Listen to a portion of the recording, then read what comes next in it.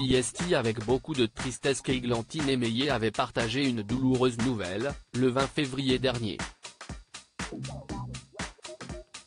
Ce jour-là, l'animatrice avait annoncé la mort de son fils, Samy, âgé de 17 ans. Né polyhandicapé avec une forme sévère d'autisme, l'adolescent n'est pas mort à cause de son handicap.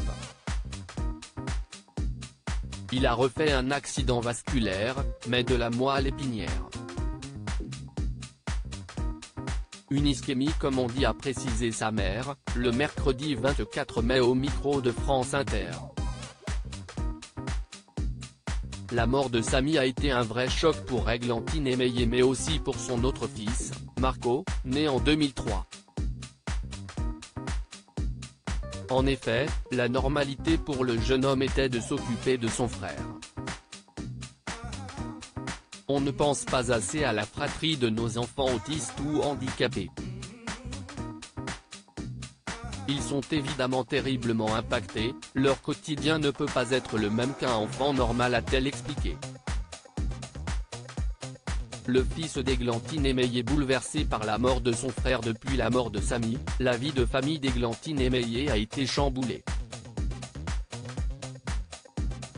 En effet, l'adolescent avait constamment besoin d'attention et Marco a depuis découvert une vie bien différente.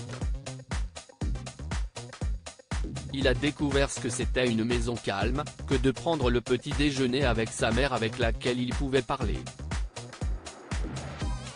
À table, on n'avait jamais le temps de parler avec mon fils, on était très occupé par le fait de réussir à faire avaler une bouchée à Samy qui bougeait dans tous les sens, qui criait, qui se frappait.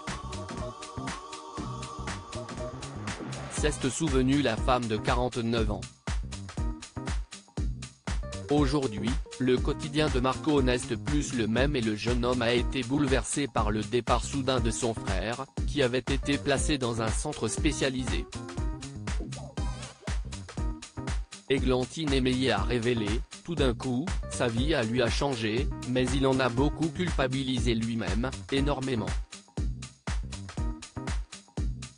Quand je partais tous les 15 jours voir Samy, Marco me disait tu pars encore.